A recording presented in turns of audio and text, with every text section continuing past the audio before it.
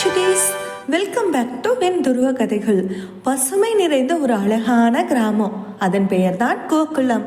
அந்த கிராமத்துல எல்லாத்துக்கும் ரொம்ப பிடிச்ச பையன் யாருன்னு பார்த்தா கண்ணன் தான். அவன் வயசு சின்னதுதான், ஆனா மனசு ரொம்ப பெருசு. கண்ணனுக்கு ரொம்ப பிடிச்சது என்ன தெரியுமா? பசுக்கள். அவங்க ஒவ்வொருத்தருக்கும் அவன் பேர் வச்சிருந்தான். பொன்னி, மல்லி, கருப்பு, சின்னனை தான் அவங்கள கூப்பிடுவான். ஒவ்வொரு காலையிலயும் சூரியன் உதிக்கு முன்னே எந்திரிச்சு வாங்கம்மா மேய்ச்சலுக்கு போலான்னு பசுகளை கூட்டி கொண்டு போவான். அவங்கிட்ட ஒரு சின்ன பை இருந்துச்சு, அதுல ஃபுல்லா வெல்லம். அதை கொடுத்தா எல்லா பசுக்களும் சந்தோஷமா சாப்பிடும். ஒரு நாள் மாலை கோகுலம் கிராமத்துல ஒரு பெரிய புயல் வந்துச்சு. காத்து பலமா அடிக்குது, மழை கொட்டி கொட்டி பெய்யுது. அந்த நேரம் கண்ணன் வீட்டுக்கு போக ரெடியானா. அப்போ திடீர்னு கண்ணன் கவனிச்சா சின்னன்ற குட்டி பசு காணோம். ஐயோ, சின்ன எங்க போச்சுன்னு கவலையாயிட்டான்.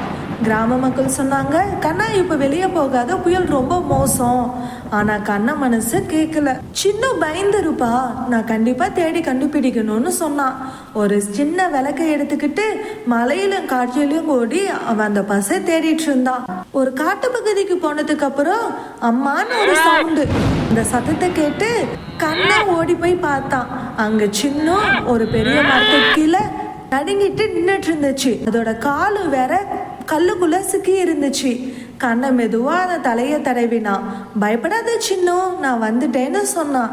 அவன் கல்லை நகர்த்தி சின்ன வெளியே எடுத்தான். மழை இன்னும் பலமா வந்துச்சு. அப்ப என்னாச்சு தெரியுமா?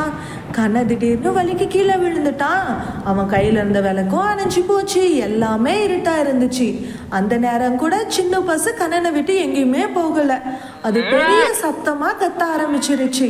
அந்த சத்தத்தை கேட்டு கிராம மக்கள் எல்லோரும் ஓடி வந்தாங்க. கண்ணனையும் சின்னவையும் பாதுகாப்பா வீட்டுக்கு கூட்டிட்டு போனாங்க.